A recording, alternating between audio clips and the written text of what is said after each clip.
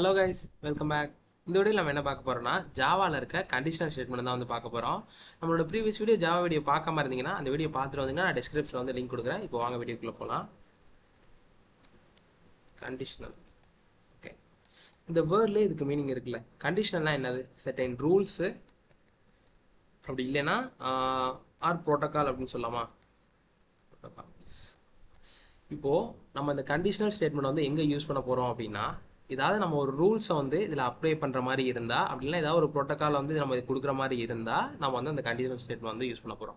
Conditional ஸ்டேட்மெண்ட்டுங்கிறது எல்லா programming லாங்குவேஜ்லையும் காமனாக இருக்கிறது தான். ஆனால் சின்டெக்ஸ் மட்டும் லைட்டாக டிஃபர் ஆகும். ஃபுல்லாக என்டையராக டிஃபர் ஆகாது, லைட்டாக டிஃபர் ஆகும். நான் ஃபஸ்ட்டு ஜாவாக்கு எழுதுறேன், அடுத்து பைத்தானுக்கு நான் எழுதி காட்டுறேன்.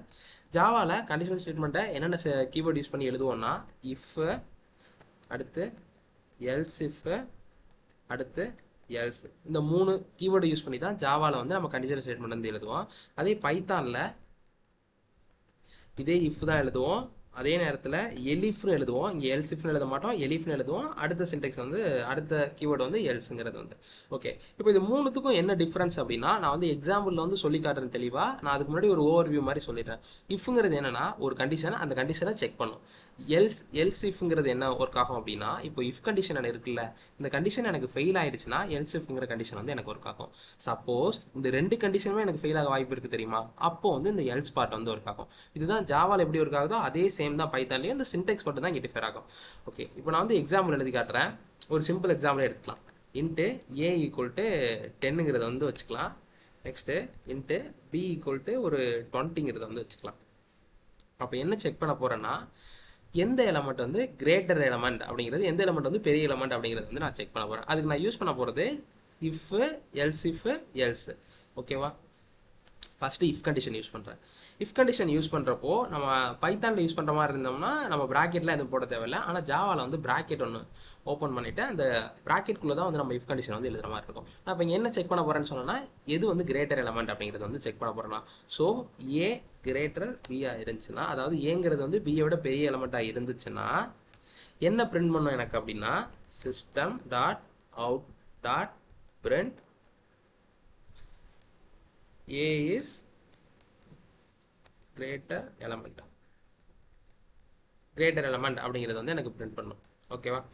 சப்போஸ் இந்த கண்டிஷன் ஃபெயில் ஆகுது, அப்போ நான் இன்னொரு கண்டிஷன் எழுதுமா, பிங்கிறது வந்து பெரிய எலமெண்ட்டாக இருந்தால் அதுக்கு நான் என்ன எழுதுறேன்னா எல்ஸ் இஃப்ங்கிற கண்டிஷன் வந்து யூஸ் பண்ணுறேன்.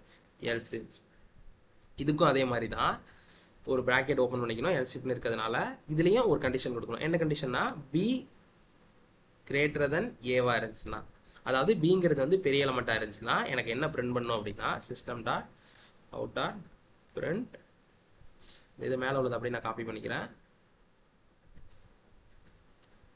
இங்கே அப்படியே பேஸ்ட் பண்ணிக்கிறேன், ஏ மட்டும் பியா மாற்றிடுறேன்.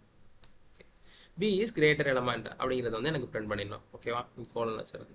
நெக்ஸ்ட்டு இப்போ இது ரெண்டு கண்டிஷனுமே எனக்கு ஃபெயில் ஆகுது. அதாவது சப்போஸ் இந்த ஏங்கிறதும் 10 இருக்குது, பிங்கிறதும் 10ங்கிற வேல்யூவாகவே இருக்குன்னு வச்சுக்கோங்களேன். அப்போ எனக்கு என்ன பிரிண்ட் ஆகும், ரெண்டு நம்ம ஒரு ஈக்குவல் அப்படிங்கிறது பிரிண்ட் ஆகணுமா, அதை வந்து நான் எல்ஸ் கண்டிஷனில் வந்து கொடுக்குறேன்.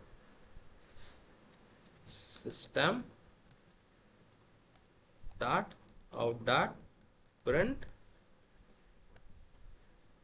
ஏ கமா பி இஸ் ஈக்குவல் அப்படிங்கிறத வந்து கொடுக்குறேன்.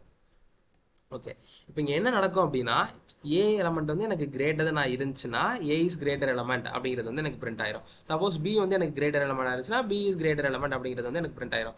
சப்போஸ் இது ரெண்டு கண்டிஷனும் ஃபெயில் ஆகி ஏவும் 10 இருந்து பியும் 10 இருந்துச்சுன்னா இது வந்து ஈக்குவல் எலமெண்ட் அப்படிங்கிறது வந்து பிரிண்ட் ஆகும். இந்த 3 கண்டிஷன் தானே பாசிபிள் இருக்குது. ஸோ இதை வந்து நான் ஃபஸ்ட்டு ரன் பண்ணி காட்டுறேன்.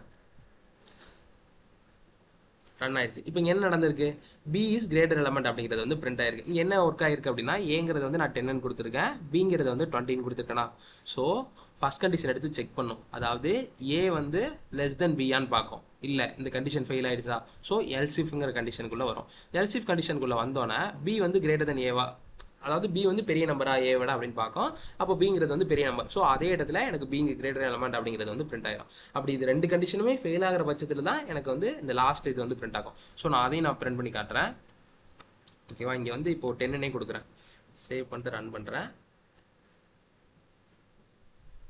ஏபி இஸ் ஈக்குவல் அப்படிங்கிறது வந்திருக்கு. இப்போ என்ன நடந்திருக்குன்னா அதே மாதிரி செக் பண்ணியிருக்கு. எனக்கு ஃபர்ஸ்ட் கண்டிஷனும் ஃபெயில் ஆயிருக்கு, ரெண்டாவது கண்டிஷனும் ஃபெயில் ஆயிருக்கு, மூணாவது கண்டிஷன் வந்து எனக்கு பாஸ் ஆயிருக்கு. ஸோ எல்ஸுங்கிறது வந்து பிரிண்ட் பண்ணியிருக்கு.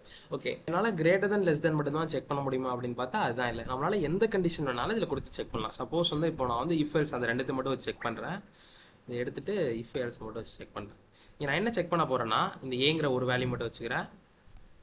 எந்த நம்பர் வந்து ஈவன் நம்பர் அப்படிங்கிறத வந்து செக் பண்ண போகிறேன். சப்போஸ் ஏ மாடுலஸ் 2 எடுத்து டபுள் ஈக்குவல் டு 0 வந்துடுச்சுன்னா அந்த எலமெண்ட் வந்து எனக்கு ஈவன் நம்பரா. ஸோ மாடுலஸ்ங்கிறது நமக்கு என்ன பண்ணும் அப்படிங்கிறது வந்து தெரியும். இப்போ 10 இருக்குன்னா வச்சுக்கோங்களேன், 10க்கு வந்து மாடுலஸ் இருக்குன்னா அது 0 ஆகிற வரையும் அந்த மாடுலஸ் எடுத்துக்கிட்டே இருக்கும்.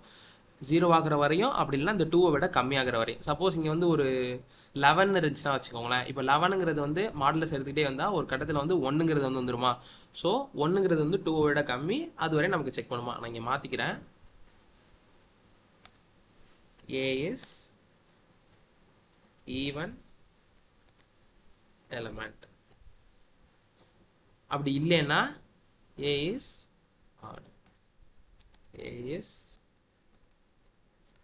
odd அப்படிங்கிறத வந்து நான் பிரிண்ட் பண்ணுறேன். சேவ் பண்ணிட்டு ரன் பண்ணுறேன்.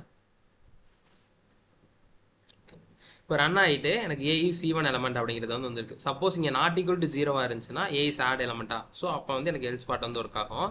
இந்த கண்டிஷன் செக் பண்ணிவிட்டு ஓகே ஏ இஸ் ஆடுங்கிறது வந்து பிரிண்ட் ஆயிடுச்சு. இதே மாதிரி தான் உங்களுக்கு என்ன கண்டிஷன் வேணுமோ அதை வந்து இந்த இஃப்ங்கிற கண்டிஷனுக்குள்ளே கொடுத்துட்டு நீங்கள் வந்து செக் பண்ணிக்கலாம், ப்ராக்கெட்டுக்குள்ளே கொடுத்துட்டு. அவ்வளோதான் கைஸ் இந்த வீடியோ. இந்த வீடியோ உங்களுக்கு பிடிச்சிருந்துன்னா லைக் பண்ணுங்கள், ஷேர் பண்ணுங்கள். மறக்காம நம்ம சேனலை சப்ஸ்கிரைப் பண்ணிவிட்டு உங்கள் ஃப்ரெண்ட்ஸுக்கும் இந்த வீடியோவை ஷேர் பண்ணி விட்டுருங்க. பாய்.